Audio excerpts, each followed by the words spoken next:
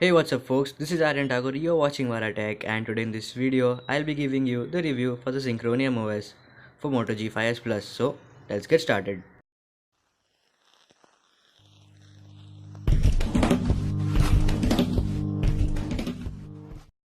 So this ROM comes pre-installed with launcher and this launcher is dope because it gives you access to some gestures, customizations of app drawer, desktop, dock and many more things.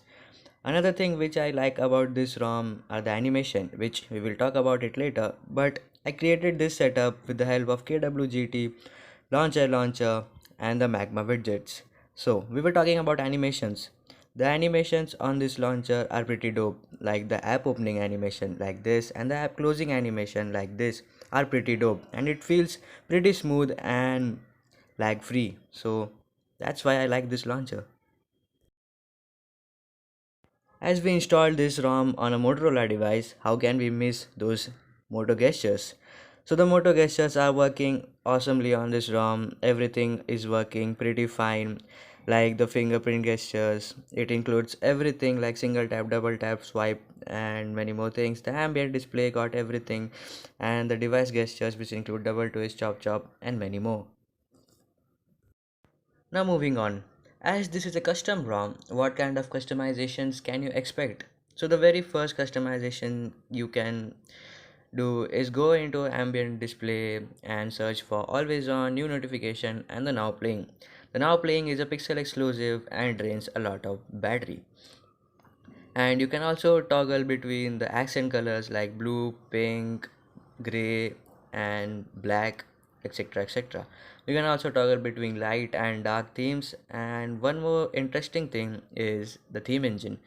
The theme engine includes some pre-composed themes like smoke green, zero zero, slutty pink and etc. But if you don't like these themes, all you can do is compose your own. Like you can choose between accent, primary, notification and preview them just below them. Like I am choosing accent as pixel and primary as pitch black and notification as white. But once you toggle the notification, you will need to reboot in order to make sure that the themes have been applied correctly.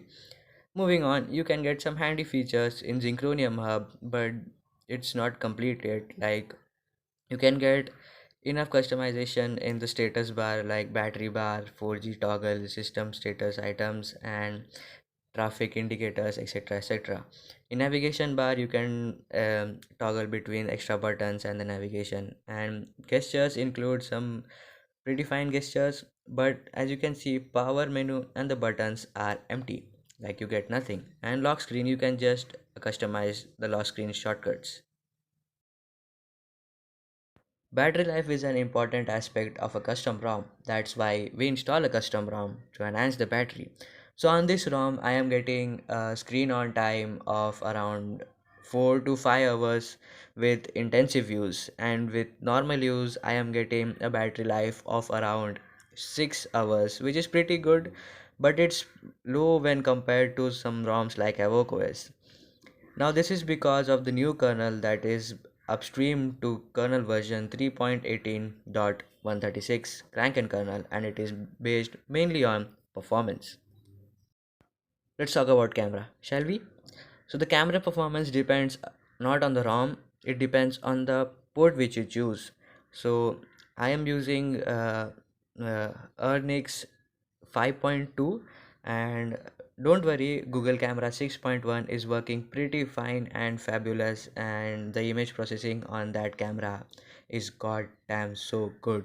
Like image are super sharp with punchy colors and well balanced saturation with natural colors, and the focus issues which we were facing has been fixed greatly thanks to all the developer for sorting this issue. Alright, as we are talking about cameras, the Moto camera on this ROM is working pretty fabulously, and let me know in the comments down below if you want a separate video in order to know how you can install Moto camera with all modes working. And I will be giving you some camera samples, and if you want to see more, follow me on Instagram and enjoy all these photos.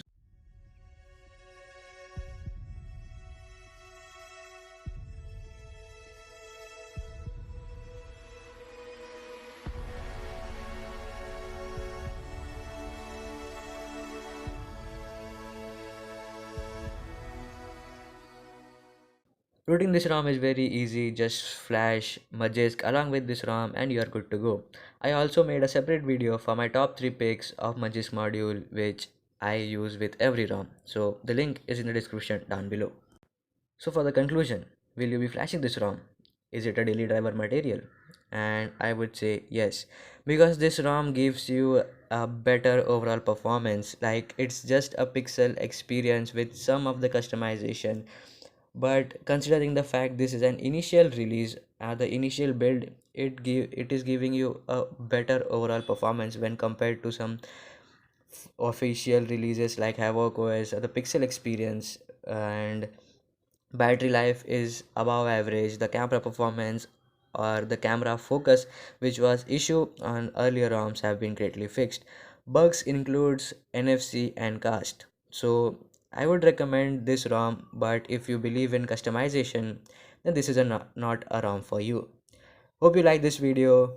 Till then, adios.